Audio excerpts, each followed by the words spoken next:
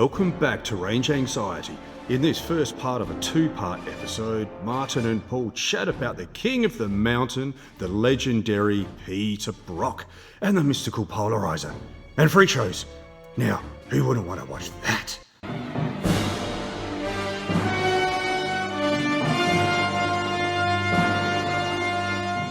And here we go again. You're back with Range Anxiety, a TV. There were 30 years of all sorts of jiggery pokery. And speaking of which, I'm not going to leave him out of this one. Nah, not like the last time. Hey, World. Hey, Marty. Hey, bud. Yeah, you did get some feedback, didn't you, on the last couple? I think the words were, you should shut up. That's what you said. I think you even mentioned that. In the comments, once you've liked and subscribed, make sure the comments down there that you say whether I should shut up or not. Yeah. Just go for it, people. Tell us what you really think. Exactly. But today we're talking about something that goes back to your bogan roots, Paul, your boganism. Yep. Who are we talking about? We are talking about probably the only royalty I think we've got in Australia. I don't know, is he a Lord, Sir? Did he get any of that? No, anyway, we're talking about Peter Brock. Peter Brock. This is a Brock Commodore. Probably... It is and it isn't. It is. They based it on a Brock Commodore. What was this based on, Paul, this car? This is based on the VL, what was it called? Durif Red VL Group A Commodore. Yeah. It was a cracker in the day. This was like one of those bespoke, hand-built HDT Commodores.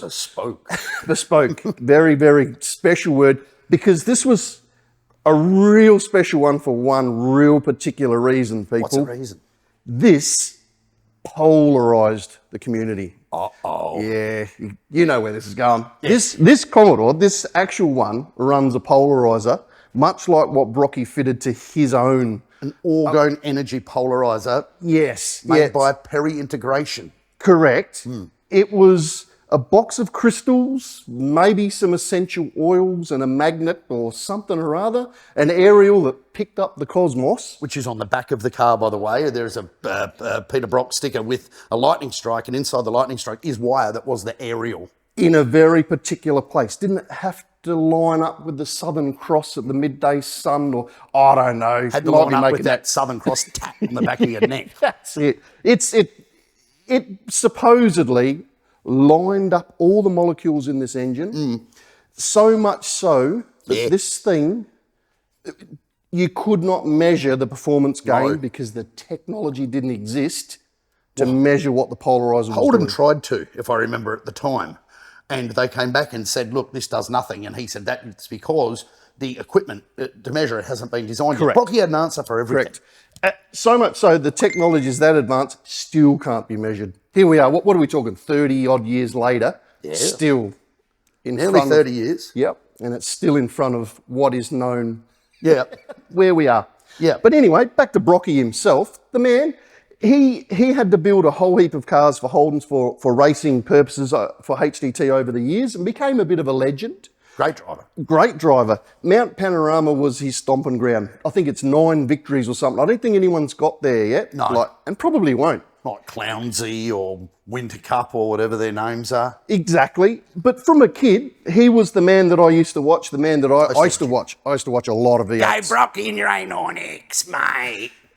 That's maybe close to the era that I started watching, because being a young... We can't mention the sponsor, but it was MHDT. It was indeed. It was indeed. Iconic cars, colours. I know our handle is 42069, but keep off the 420 on this show. It's a family show. Exactly. But he made a bit of a myth and a legend and a bit of a, I don't know what he was. He was sort of a freak like, show in the end. He was a freak show in the end. But before he became the freak show, I got to meet him a couple of times. Same. I actually worked at Holden's, hence the Holden tattoo. I'll have to get the Holden tattoo out one day just to show you. Could you not? Yeah. It's written. Nah, let's not go there.